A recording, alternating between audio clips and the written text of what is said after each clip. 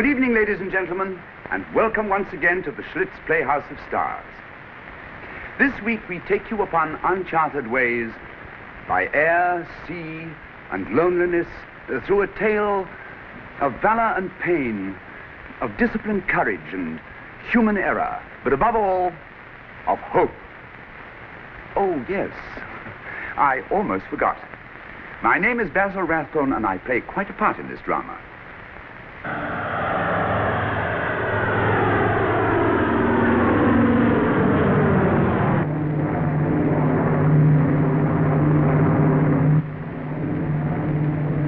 Take over.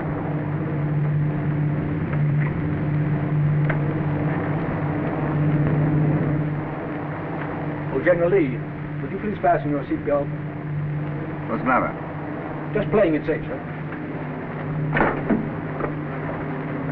Would you gentlemen please fasten your safety belts? What's up? Oh, possible air pockets. Sorry, sir. All right. He nearly sailed into the General's lap. If he had landed on those pretty boots, he'd be screaming his brass-plated lungs out. I can't say I blame him.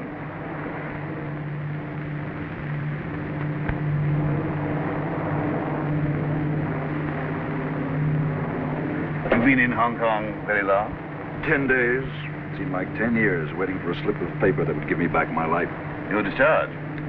As Mr. Burnham described as an honorable discharge, effective as of the time of arrival at the bloody airfield we're headed for. You've had a long stretch then. 6 years. 6 years just dreaming of the feel of this suit. Are you married? Yeah. My wife's had a baby I haven't even seen yet. Little girl. Well, it must be wonderful going home to a wife and family. Well, isn't it for you? Oh, I've lived in Hong Kong for years, a colonial service. Oh. Now? Well, too hot for an antique like me. Oh. Oh, London's my home. My wife had returned there in July 39. I'd planned to meet her there, but never made it. She was killed in the first blitz on London. Never bothered to go back there. Didn't seem any reason to.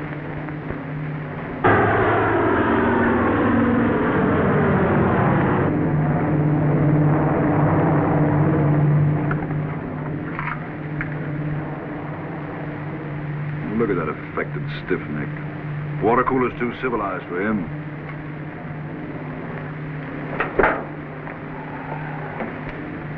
Rough and Ready Lee, the Yanks used to call him. It's rather a colorful nickname for an Englishman. Colorful. Well, General Lee won himself a fine reputation after bringing his troops to the jungle. The men must think highly of him. Mr. Burnham, I was one of those men. Would you like me to tell you how he won his reputation? By making us wear neckties. In that sodden, steaming, louse-infested country. Neckties. Every last son of us. The men got together last night. They wanted me to talk to you. They swear that General Lee has chow all by himself during the night. It's incredible. The tin rations gave out a week ago. They don't believe that Lee could drive them as hard as he does if his belly was as empty as theirs. I didn't believe them, but they feel they have to know. 7 men I've seen starve to death since we started through this jungle. If I believed he was doing that, I'd kill him with my own hands. Tom, they want you to find out. Find out? Well, face him with it. I mean, accuse the general? No, do it in your own way, of course. Kick up a fuss about the ties, the shaving, all the rest of the rotten regulations. Anybody think we're the palace guards? Oh, no, we ought to be happy. He doesn't make us polish up our boots the way he has his men slave over his every cursed day.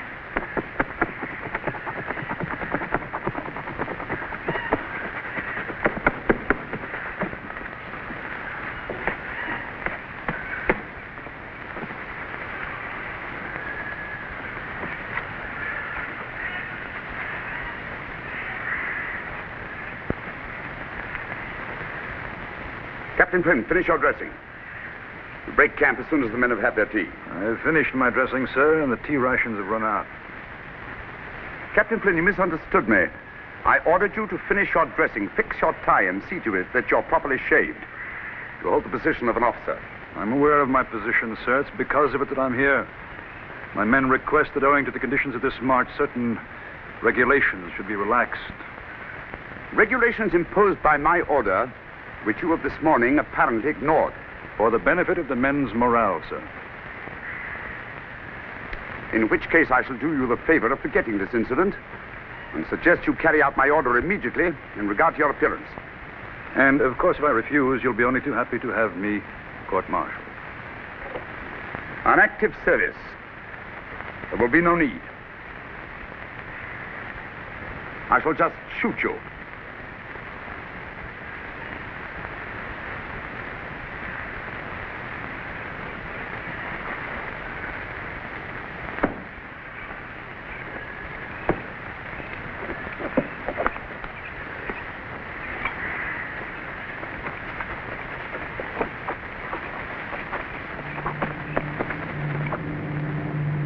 More than razors and neckties to win a war, Mr. Burnham. From what I hear, whatever you may think, Captain Flynn, the General has much more intelligence than you give him credit. Let's forget it. The subject makes me sick.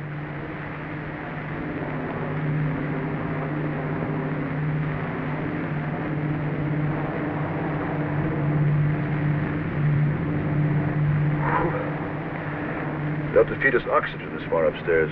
Yes, I suppose we are a little high up. A devil of a long way from Hong Kong. Why don't you get out your coffee jug? Keep us both from getting space happy. I'd feel a lot happier, you know, if there wasn't quite so much water down there. This wasn't quite such a long flight.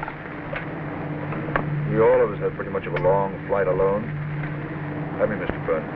Quite so, yeah. Will you take this along to the pilot? Oh, yes, certainly.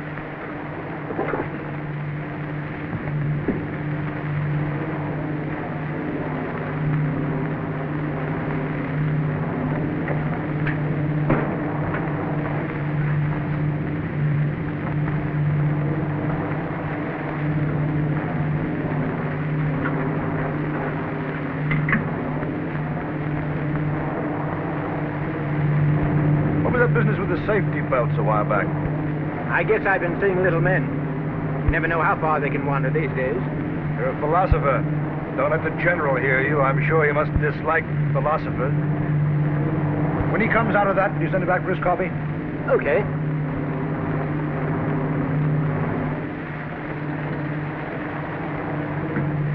Captain Flynn, I'd like to meet the General. Will you introduce me?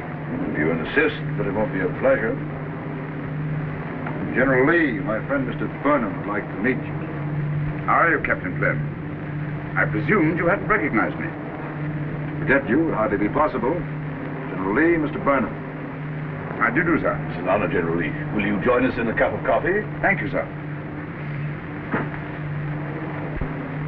Captain Flynn, it was difficult to recognize you out of uniform. Yes, I paid £12 for this in Hong Kong. You'll notice it has no brass buttons, General. Yes, I was surprised you were not in uniform on an army transport plane. When do you receive your discharge? Officially, the moment I step off this last flying symbol of militarism. And I can't wait. So I see. Your apparent eagerness to shed the uniform indicates you don't view it with much pride. My pride is well satisfied with a piece of good tweed, thank you, sir. General Lee, I'd like to express my admiration for your recent successes as well as your earlier ones. May I say that you've helped many of us by giving us renewed hope. Thank you, sir. But my successes are only the successes of my men. It is to them you should be grateful. Oh, come now, General. You were the leader, the ringmaster, the man with a whip. Should I say gun? The world needs hope more than anything else. Hope. As well as strong black coffee. Miss Burnham? Tell me, General, did you have coffee when our tea rations ran out, or did you just manage along on the tins of beef? At ease, Captain Flynn. Your new suit may fit you more comfortably in time.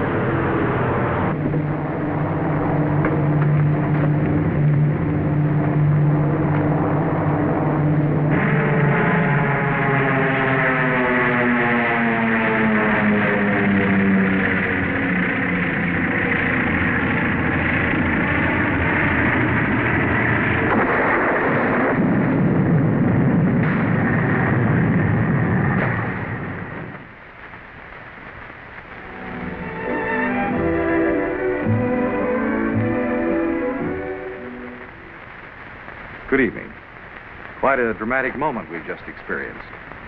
I'm Bob Page, and during intermission each week, I usually have a word or two about Schlitz. Men like the general in tonight's play know the importance of discipline and control in the military. In brewing, we encounter a problem of discipline and control, too, to make certain that each and every bottle and can of Schlitz is uniformly perfect. Brewing, you see, is a very special art. There are some skills necessary that can only be acquired through long years of experience. And Schlitz has been brewed by direct descendants of the founder for over 100 years. The precise skills so necessary to brew Schlitz have been passed along from one generation to the next. But brewing is a science, too. And Schlitz employs the most modern methods to guard every step of the process. Schlitz experts select only the choicest grains, handle them with loving care to produce the matchless, mellow flavor of Schlitz. One of the most delicate points in brewing Schlitz is the stage where the hops are introduced. It is disciplinary action, control, and know-how that produces Schlitz with just the kiss of the hops. A fine marriage of ancient skill and modern science. Next time, for pure satisfaction, ask for Schlitz. For Schlitz gives more satisfaction to more people than any other beer in the world. No wonder Schlitz is the beer that made Milwaukee famous. And now, back to your Schlitz Playhouse of Stars.